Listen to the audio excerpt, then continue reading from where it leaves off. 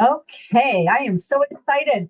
Martini Network is now doing business interviews for our amazing directory subscribers and local businesses. And I want to introduce everybody to Daniel. We call him lovingly Danny Velazquez the third.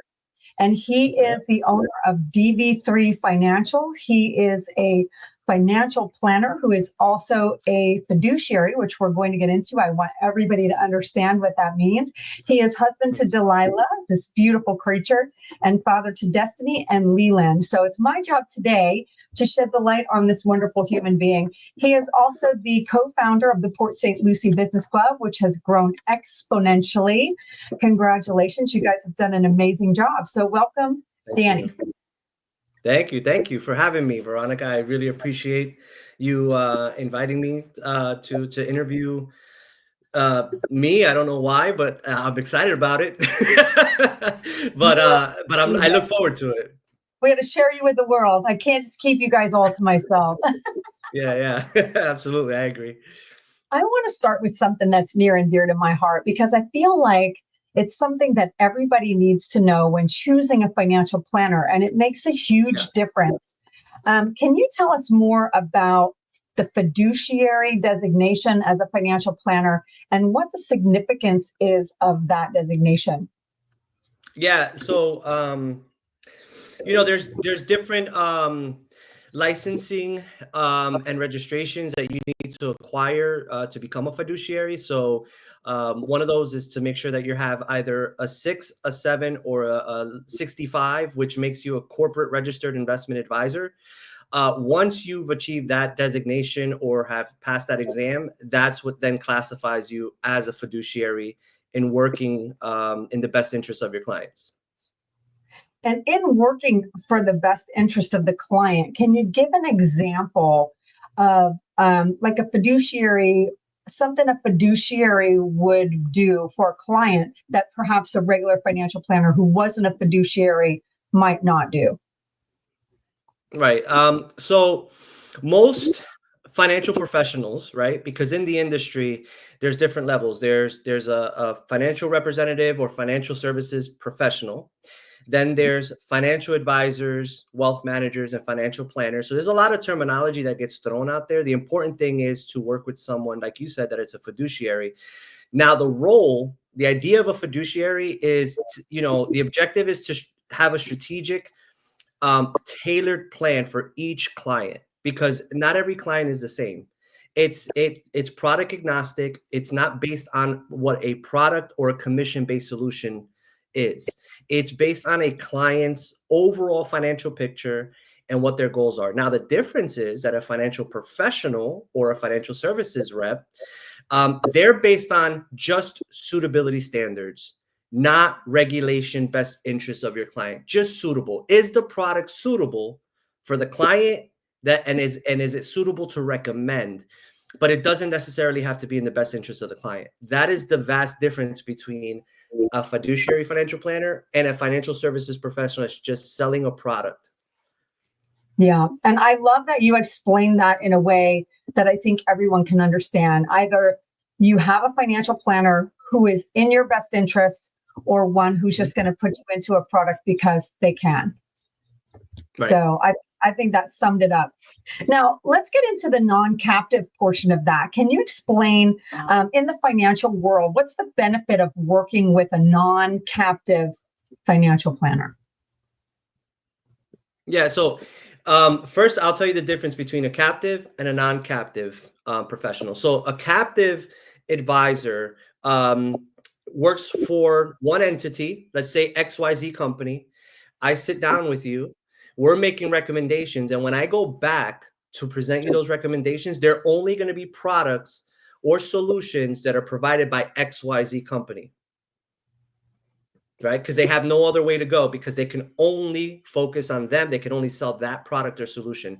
Non-captive, as an independent advisor, we have open architecture. So because we're working based on a financial plan, a fee-based financial plan, we can shop all of our different competitors, suite of services, suite of products to identify which one fits my client's goals and plan the best.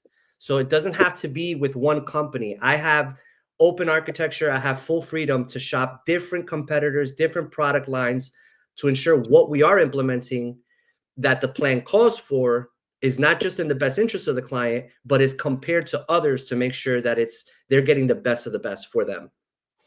And see, I love that. That's very similar to like a captive insurance or a captive non-insurance, right? They have more options. Right. So when dealing with a financial planner, having a non-captive person means that their options are unlimited as to what products that you have available for them. Yeah, and I think also you said something really important. When you're working with an advisor, yes, an advisor that works at a RIA, which is a registered investment advisor who only brokers with the companies, versus working with one of the big companies, right? There's a lot of mutual companies out there. The important thing is that you work with someone that has a very good relationship with one of those big companies, because that'll provide the advisor the resources, the products, the solutions, the support in order to provide exceptional service, exceptional advice. And it reduces and mitigates the potential for conflicts of interest or, for potential non-fiduciary advice. So when you're looking for someone like that, you want to also make sure that the back of the house, they have the support, the infrastructure, and the resources to provide you the services that you need.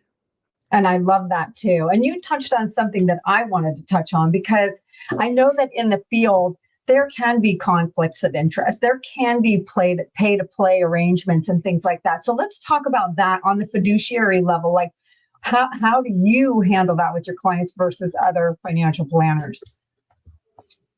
Yeah, I think over the years, I've been in the financial services industry in different capacities for October will be 18 years.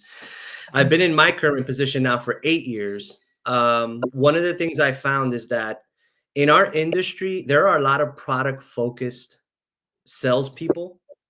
And one of those conflicts of interest could be commission based products. So whichever pays the highest commission is the one that I'm going to make sound and look the best. But also another conflict of interest that a lot of people don't talk about is the knowledge of the advisor.